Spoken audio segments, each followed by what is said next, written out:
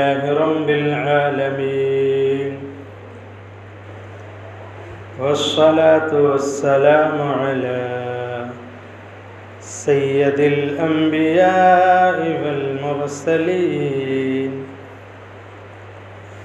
व अला आलिहि त्वय्यिबीन अत्ताहिरीन अलमुत्तहरीन।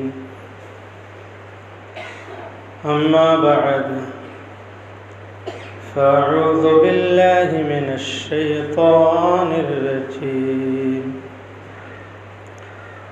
बिस्मिल्लाहिर रहमानिर रहीम।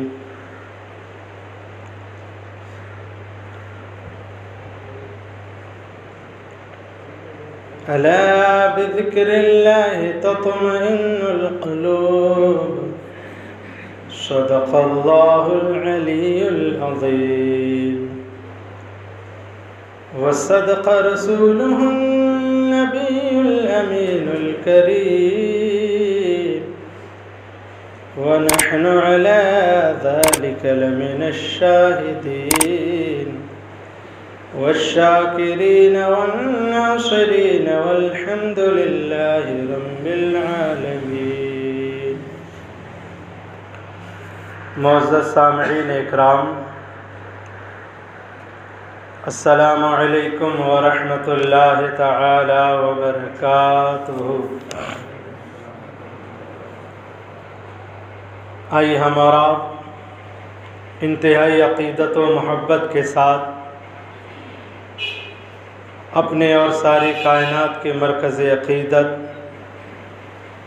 रसूल मुकर्रम रसूल मोहतशम सदर बज़्म कायनात ताबिश गार हिरा हज़रत सैयदना जनाब मुहम्मदुर रसूलुल्लाह सल्लल्लाहु तआला अलैहि वसल्लम की अज़मत और रिफ़अत वाली बारगाह में हदिया दुरूद पेश करें। पढ़िए अल्लाहुम्मा सल्लि अला सय्यदिना व मौलाना मुहम्मदिन व बारिक वसल्लिम अलैहि सलातु व सलामन अलैका या हबीबी या रसूल अल्लाह सल्लल्लाहु तआला अलैहि वसल्लम। मोहतरम सामईन इकराम, आज जुम्अतुल मुबारक मौज़ूए सुख़न आज ये बनाया है कि हर चीज़ सजी हुई अच्छी लगती है। कोई भी चीज़ हो वो सजी हो या तरतीब से रखी हो या अच्छी तरीके से ऑफिस हो, घर हो, दुकान हो, कोई भी चीज़ हो, अगर वो तरतीब से रखा हुआ सामान है, घर में कोई भी चीज़ है अच्छी तरीके से रखी हुई है तो वो चीज़ अच्छी लगती है। तो इसी के ताल्लुक़ से आज आपके सामने गुफ्तगू करना है। आजकल का ये माहौल में, पहले के दौर में तो इतना ज़्यादा इंसान इस चीज़ का ख़याल नहीं रखता था, लेकिन आजकल के इस दौर में इस चीज़ का बहुत ख़याल किया जाता है कि घर अगर इंसान बनाता है तो एक घर में करोड़ों करोड़ों रुपए लगा देता है, लाखों लाख रुपए लगा देता है। उसकी वजह ये होती है कि इंसान ये चाहता है कि मैं जो घर बना रहा हूँ ये बड़ा ही आलीशान घर बने, चार लोग देख करके, चार रिश्तेदार देख करके इसकी तारीफ़ करें, मेरी तारीफ़ करें। तो इंसान करोड़ों करोड़ रुपए घर में लगाता है उसको सजाने के लिए, उसके संवारने के लिए। इसी तरीके से अगर किसी की दुकान है, किसी का ऑफिस है या कोई और चीज़ भी है, लोगों को हमने देखा है लोग अपने ट्रैक्टर को सजाते हैं, अपनी गाड़ियों को सजाते हैं, आपने भी देखा होगा। मतलब ये है कि इंसान के जहन में ये बात है कि हर चीज़ सजी हुई अच्छी लगती है, तरतीब से रखी हुई चीज़ अच्छी लगती है। घर है किसी का, घर में अगर सामान बेतरतीब पड़ा हुआ है, ऐसे ही उल्टा सीधा सब पड़ा हुआ है, तो जाहिर सी बात है उस घर में रौनक नहीं रहेगी, उसमें अच्छा नहीं लगेगा। और ख़ुद साहिब मकान को भी ये बात गिरा गुजरेगी कि अगर मेरे घर पे कोई मेहमान आ जाए और मेरे घर का सामान बेतरतीब सब पड़ा हुआ है, तो ये बात उसे भी नागवार गुजरेगी। तो वो भी अपने घर को सजाता है, संवारता है, उसकी सफाई सुथराई करता है, क्लीनिंग करता है, घर को साफ रखता है। ऐसे ही किसी का ऑफिस है और वो उल्टा सीधा ऐसे ही सामान पड़ा हुआ है, तो जाहिर सी बात है उसे खुद को ये बात अच्छी नहीं लगेगी। और अगर उसे मालूम पड़ जाए कि कोई आने वाला है, कोई मेहमान आ रहा है, तो फिर वो उसे सजाने में, संवारने में लग जाएगा। किसी की दुकान है वगैरह वगैरह, एक एक चीज़ का नाम गिनाया जाए तो बहुत वक्त दरकार। लिहाजा बस एक इशारा आप ये जहन में रख लें कि कोई भी चीज़ हो, कोई भी चीज़ हो, वो सजी हुई अच्छी लगती है, साफ सुथरी अच्छी लगती है। उसमें अगर किसी का घर है तो अच्छा पेंट करवाता है, उसको खूबसूरत बनाने के लिए अच्छा डेकोरेशन करता है, लाइटिंग करता है। और न जाने लोग अपने शौक़ के लिए, अपने ज़ौक़ के लिए और घर को खूबसूरत बनाने के लिए न जाने और किस किस चीज़ का इस्तेमाल करते हैं कि घर अच्छा हो जाए, खूबसूरत हो जाए। इसी के बरअक्स घर अगर ख़राब हो, पेंट ख़राब हो, लाइटिंग ख़राब हो, सही नहीं हो, डेकोरेशन सही नहीं हुआ हो वगैरह वगैरह, तो उसे ये बात दिल में चुभती रहती है कि यार मैंने पैसा लगाया लेकिन फिर भी पेंट करने वाले ने घर में पेंट अच्छा नहीं किया, लाइटिंग करने वाले ने लाइट का काम अच्छा नहीं किया, फर्नीचर वाले ने अपना काम सही नहीं किया वगैरह वगैरह। घर में मैंने करोड़ों रुपए लगा तो दिए, लाखों लाख रुपए लगा दिए, लेकिन फिर भी मेरे घर जो है मेरी मर्ज़ी के मुताबिक नहीं हो पाया, मेरे मन मुताबिक नहीं बन पाया। ये उसे बात चुभती रहती है। तो अगर घर खूबसूरत बनाना है तो उसकी गंदगी को दूर करना पड़ेगा। घर खूबसूरत बनाना है तो जो बोसीदा चीज़ें हैं, जो चीज़ें ख़राब हो गई हैं या ख़राब होने वाली हैं, तो इंसान उसको निकाल देता है फ़ौरन कि इन चीज़ों से, ख़राब चीज़ों से घर की रौनक ख़त्म हो रही है, ख़राब हैं ये चीज़ें, इनको निकालो और इसकी जगह पे दूसरी अच्छी चीज़ें लाई जाएं। अगर घर खूबसूरत बनाना है, ऑफिस खूबसूरत बनाना है, दुकान खूबसूरत बनानी है, तो इंसान जो बोसीदा और ख़राब चीज़ें हैं उसको निकाल के अच्छी चीज़ें लाता है। अगर यहाँ तक कि पुराना पेंट हो जाए तो इंसान उसको गवारा नहीं करता, बल्कि नया अच्छा पेंट करवाता है ताकि रौनक रहे घर में। पंखे पुराने हो गए हैं, फैंस, तो उसको अच्छे लाके लगाता है। लाइटिंग ख़राब हो गई है तो उसकी रिपेयरिंग करवाता है।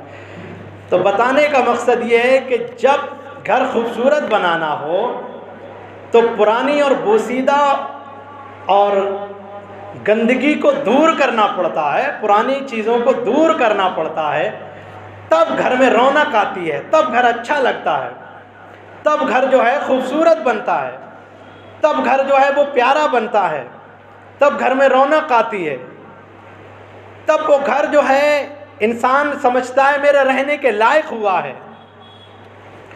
तो आप मुझे बताओ कि अगर गंदगी घर में हो तो इंसान गवारा नहीं करता, तो ये दिल है, ये भी एक घर है, ये भी एक घर है। आप समझ रहे हैं कि नहीं? ये भी एक घर है। जब घर में गंदगी चीज़ आ जाए तो इंसान गवारा नहीं करता, तो ये दिल में सुबह से शाम तक 1000 गंदी चीज़ें आती रहती हैं और हमारे दिल पे कोई फ़र्क नहीं पड़ता। हम घर से तो गंदी चीज़ें निकालते हैं, जाले वगैरह आ जाए उसको तो निकालते हैं, पेंट पुराना हो जाए नया लगाते हैं, फर्नीचर पुराना हो जाए नया लाते हैं, लाइटिंग पुरानी हो जाए नहीं लगाते हैं। यहाँ तक कि घर में जो जो चीज़ बेरौनक कर रही है घर को ख़राब कर रही है, घर की खूबसूरती को कम कर रही है, तो हम उस चीज़ को दूर करके नई चीज़ लाते हैं। ऐ प्यारे दीनी ईमानी भाइयों, ये दिल हमारा ये घर है, इसमें भी न जाने कितनी ऐसी चीज़ें हैं जो गंदी चीज़ें आई हैं हमारे दिल में, और हम कभी गौर व फिक्र नहीं करते इस बात पर, कभी ख्याल नहीं करते। कितने लोग ऐसे हैं हर साल अपने घर पे पेंट करवाते हैं।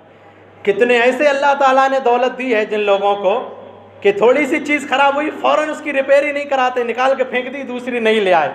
वो सोचते हैं कहाँ इसमें बार बार रिपेयरी कराएंगे। दौलत वाले लोग हैं ऐसे भी, अल्लाह ताला ने इस ज़मीन पर हर तरीके का इंसान बनाया है, तो वो गवारा नहीं करते उस चीज़ को। और इस दिल में फिल्में गंदी आ रही हैं, गाने गंदे आ रहे हैं, गंदी तस्वीरें आ रही हैं, गंदी गालियाँ आ रही हैं, गंदे ख्यालात आ रहे हैं, एक दूसरे के गंदे बुरी ख्यालात हमारे दिल में आ रहे हैं, एक दूसरे को बर्बाद करने के ख्यालात दिल में आ रहे हैं, एक दूसरे को नीचा दिखाने के लिए ख्यालात दिल में आ रहे हैं, एक दूसरे की ज़मीन हड़पने के ख्याल दिल में आ रहे हैं, एक दूसरे की दौलत सोच रहे हैं कि बाप मर जाए सारी दौलत मुझे मिल जाए, मेरा भाई फ़कीर गरीब रह जाए, इसकी कोई परवाह नहीं, सारी दौलत मुझे मिल जाए। आपको मालूम है कि अल्लाह के रसूल सल्लल्लाहु ताला अलैहि वसल्लम ने हदीस पाक में इरशाद फरमाया, जब बंदा एक गुनाह करता है, बंदा एक गुनाह करता है तो उस गुनाह का एक काला धब्बा, काला निशान अल्लाह ताला दिल पे लगा देता है।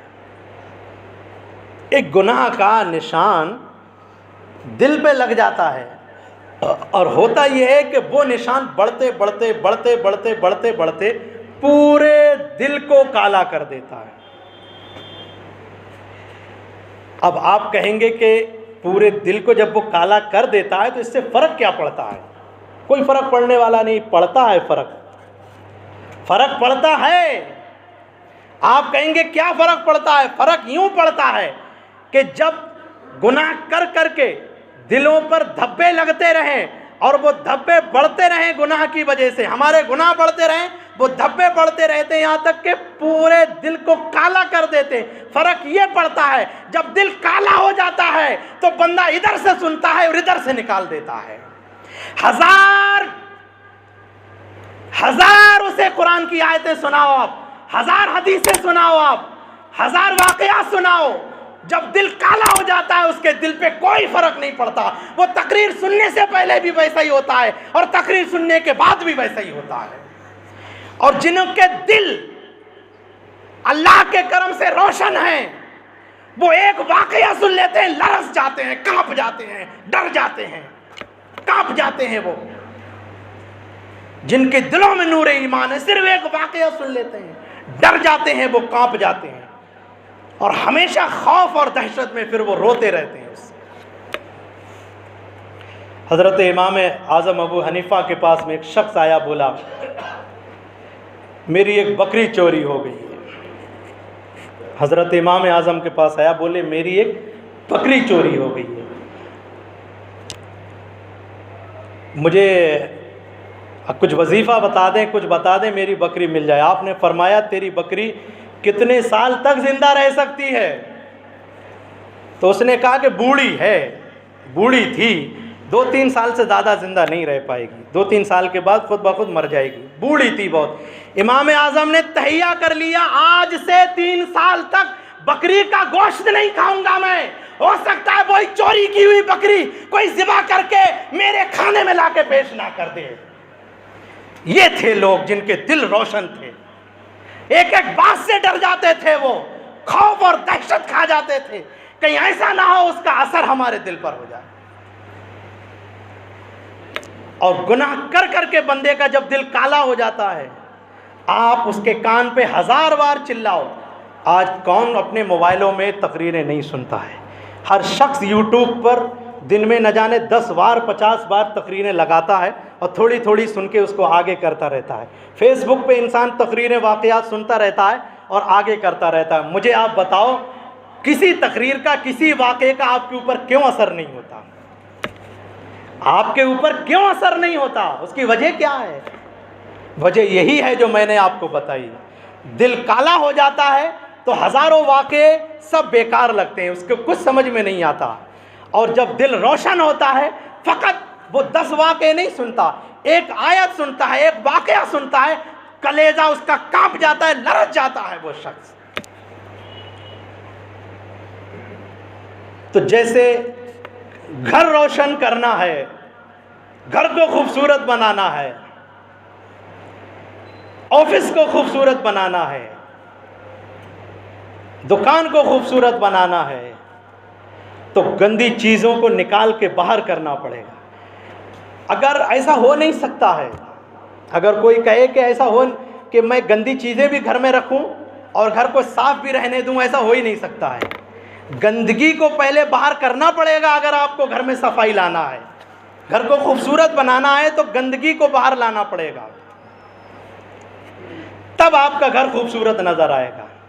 और आप चाहे गंदगी भी रहे और खूबसूरती भी रहे, ऐसा हो नहीं सकता है। तो घर खूबसूरत बनाने के लिए गंदगी जितनी भी घर में है सब बाहर करना पड़ेगी। ऑफिस खूबसूरत बनाने के लिए जितनी गंदी चीज़ें हैं सब बाहर करना पड़ेंगी। दुकान खूबसूरत करने के लिए सब गंदी चीज़ें बाहर करना पड़ेंगी, फिर उसमें खूबसूरत बनाने वाली चीज़ों को डाला जाएगा, तब वो खूबसूरत नज़र आएंगी। ये दिल मिसले जो है वो बैत है, मिसले घर है, घर की तरह है। इस घर को भी खूबसूरत बनाने के लिए पहले दिल के हसद को दूर करना पड़ेगा, दिल में से जलन दूर करना पड़ेगी। कीना, बुग़्ज़, खुराफातें, नफ़रतें, अदावतें, कदूबतें, दुश्मनियाँ, आपसी हसद, जलन, कुड़न जितनी है सब दूर करना पड़ेगी। फरमाया पहले जब कुरान पढ़ो तो पहले औज़ुबिल्लाह पढ़ो। क्यों कहा गया? औज़ुबिल्लाह में शैतान का नाम है, औज़ुबिल्लाहि मिनश्शैतानिर्रजीम। और फिर कहा गया बिस्मिल्लाहिर्रहमानिर्रहीम। पहले शैतान का नाम लेने को कहा गया, फिर अल्लाह का नाम लेने को कहा गया। कभी गौर किया आपने क्यों कहा गया ऐसा? पहले कहा गया औज़ुबिल्लाह पढ़ो, शैतान का नाम लो, फिर कहा गया आप बिस्मिल्लाह पढ़ो, अल्लाह का नाम लो। क्यों? होना ये चाहिए था, अल्लाह का नाम पहले आना चाहिए था। बोलो होना चाहिए था कि नहीं? लेकिन ऐसा नहीं है। कानून ये है कि दिल गंदा बर्तन है, और जब तक बर्तन में गंदी चीज रहती है तब तक अच्छी चीज नहीं डाली जाती है।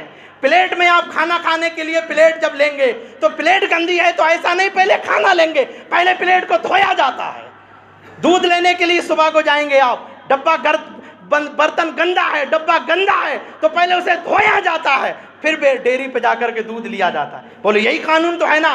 तो यही कानून रब ने फरमाया, दिल भी गंदा बर्तन है, पहले से दूर कर दो शैतान को दिल से, दिल को पाको साफ कर लो। शैतान को रजीम कह लो, पहले शैतान को रजीम कहलवाया गया। शैतान को रजीम कहोगे फिर तुम कहो बिस्मिल्लाहिर्रहमानिर्रहीम, तब तुम्हारे दिल में रब की मोहब्बत आएगी। दुरूद पाक पढ़िए, अल्लाहुम्मा सल्ली अला सय्यदना मुहम्मदिन व बारिक वसल्लम। जहाँ जहाँ सफ़ों में जगह खाली, आप हज़रात आगे तशरीफ़ ले आए, जहाँ जहाँ सफ़ों में जगह खाली। तो दिलों को अब अल्लाह के ज़िक्र से सजाओ। दिल में गंदगी पहले दूर कर दी जाए, फिर दिल को खूबसूरत बनाओ, दिल को सजाओ। अच्छा, दिल खूबसूरत होगा पता कैसे चलेगा? आपको मालूम कभी दिल खूबसूरत होता है, गंदा होता है, पता कैसे चलता है? पता चलता है जैसे टीवी है, टीवी अंदर से गड़बड़ हो तो उसका जो डिस्प्ले है, इसका स्क्रीन है, उस स्क्रीन पे बराबर नहीं आता है। अंदर गड़बड़ी हो तो डिस्प्ले पे बराबर नहीं आता है। ये चेहरा हमारा डिस्प्ले है। चेहरा क्या है? चेहरा क्या है? स्क्रीन है, डिस्प्ले है, और दिल अंदर की मशीन है। जब दिल पाक और साफ होता है, रोशन होता है, तो चेहरा खूबसूरत और रोशन नज़र आता है। कभी भी आप देखना, गुनहगार इंसान का चेहरा खूबसूरत लग ही नहीं सकता, बेनमाजी का चेहरा खूबसूरत लग ही नहीं सकता, हराम खाने वाले का चेहरा खूबसूरत लग नहीं सकता, फिल्में देखने वाला, गंदी गालियाँ देने वाला, गंदी तमाशे देखने वाला, उसका जब तक दिल खूबसूरत ना हो तो डिस्प्ले पे सही नजर आ ही नहीं सकता। पहले दिल की बॉडी को, पहले दिल को खूबसूरत बनाया जाए तो ऑटोमेटिक डिस्प्ले पे खूबसूरती नजर आने लगेगी। आप देखो, आप कुछ लोगों के चेहरे देखते होंगे, कहते होंगे अरे यार ये तो बड़ा खूबसूरत इसका चेहरा नजर आता है। उसका चेहरा यूं ही खूबसूरत नजर नहीं आता, पहले ये खूबसूरत बनाना पड़ता है। जब ये अंदर की मशीन खूबसूरत होती है, डिस्प्ले ऑटोमेटिक खूबसूरत नजर आने लगता है। और ये गड़बड़ होता है मामला, यहाँ दिल में गड़बड़ होता है, यहाँ गड़बड़ हो और आप सोचे मेरा चेहरा क्रीम लगा लगा के, क्रीम पाउडर लगा लगा के खूबसूरत बनाए, ऐसा हो ही नहीं सकता है। 1000 क्रीमें लगा लो आप, लेकिन जब दिल के अंदर गंदगी है तो ये डिस्प्ले खूबसूरत नजर हो ही नहीं सकता है आपका। तो दिलों को अल्लाह के जिक्र से सजाओ, और जो चीज अल्लाह के जिक्र से गाफिल हो जाती है, जो चीज अल्लाह के जिक्र से गाफिल हो जाती है, अल्लाह का कानून ये है, जो चीज अल्लाह के जिक्र से गाफिल हो जाती है मखलूक में, तो अल्लाह ताला उसके ऊपर मौत मुसल्लत कर देता है। जैसे इस दुनिया में अल्लाह की हर मखलूक अल्लाह की हम्द बयान कर रही है।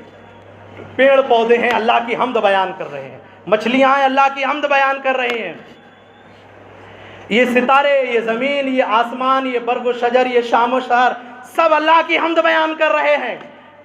और फरमाया गया कि जो अल्लाह के जिक्र से जो शय गाफिल हो जाती है, पेड़ वही काटा जाता है जो अल्लाह के जिक्र से गाफिल हो जाता है, वही पेड़ काटा जाता है, वही दरख्त काटा जाता है। जो टहनी अल्लाह के जिक्र से गाफिल हो जाए, जो शाख, उसी को तोड़ दिया जाता है। जो मछली अल्लाह के जिक्र से गाफिल होती है वही जाल के अंदर फंस जाती है। और जब तक वो गाफिल ना हो, जाल डालने वाला 1000 जाल डालता रहे, वो मछली जाल में फंस नहीं सकती। वही मछली जाल में फंसती है जो मछली अल्लाह के जिक्र से गाफिल हो जाती है। वही पेड़ काटा जाता है जो अल्लाह के जिक्र से गाफिल हो जाता है। हर शय अल्लाह की जिक्र में, अल्लाह की तस्बीह में लगी हुई है। लेकिन ऐ इंसानों, हम अल्लाह के जिक्र से गाफिल हो जाते हैं, हम भी अल्लाह के जिक्र से गाफिल हो जाते हैं। लेकिन अल्लाह का कानून देखो, अल्लाह हमें खिलाता रहता है, बराबर खिलाता है कि नहीं खिलाता है। कभी ऐसा नहीं है कि बेनमाजी को रोटी ना मिलती हो, दाढ़ी ना रखने वाले को रोटी ना मिलती हो, गालियाँ देने वाले को रोटी ना मिलती हो, बुरा भला कहने वालों को, सताने वाले को रोटी ना मिल, सबको अल्लाह ताला रिज़्क़ और रोटी देता है, सबको अल्लाह रिज़्क़ अता फरमाता है। तो जो शय अल्लाह के जिक्र से गाफिल हो जाती वही फंस जाती। एक वाक़या मुझे याद आ रहा है, हज़रत ज़ुन्नून मिस्री रहमतुल्लाह अलैह अपनी बेटी के साथ सफ़र में थे। हज़रत ज़ुन्नून मिस्री वो दरियाई सफ़र कर रहे थे कश्ती के ज़रिए से, तो ऐसा हुआ कि दरिया में मछलियाँ ऊपर आने लगीं। हज़रत ज़ुन्नून मिस्री मछली को पकड़ पकड़ के कश्ती में रखने लगे। जब बहुत दूर कश्ती चली गई तो आपने सोचा मछलियाँ बहुत हो गई होंगी। हुआ ये, उनकी बेटी जो थी वो मछली दरिया इसमें कश्ती में रखते थे पकड़ के, उनकी बेटी उठा करके फिर कश्ती में फेंक दी, फिर दरिया में फेंक देती थी। इस तरीके से बहुत देर के बाद में जब उन्होंने देखा पीछे तो कोई मछली नहीं है, बेटी से कहा बेटी मछलियाँ कहाँ गई? तो बेटी बोली तुमने जितनी मछलियाँ अंदर ला के रखी मैं सब फेंक दी गई। तो बोले हज़रत ज़ुन्नून मिस्री बोले ऐसा क्यों किया?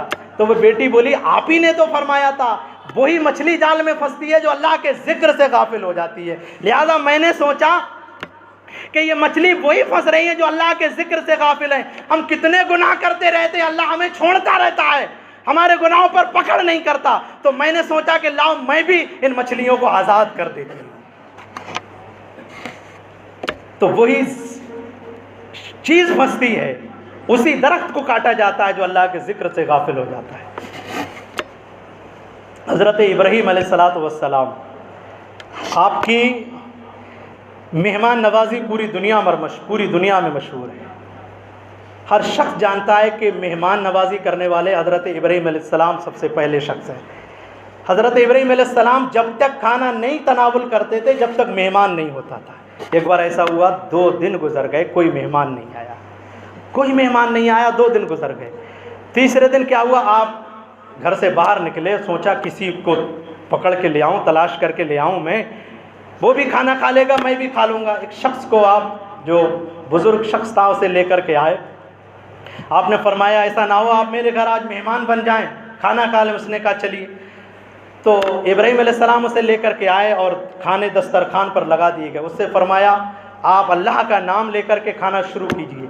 तो वो शख्स आने वाला कहने लगा मैं नहीं जानता आपका अल्लाह कौन है, मैं अल्लाह को जानता ही नहीं हूँ और मैं आपके अल्लाह का नाम लेकर के खाना नहीं खाऊंगा।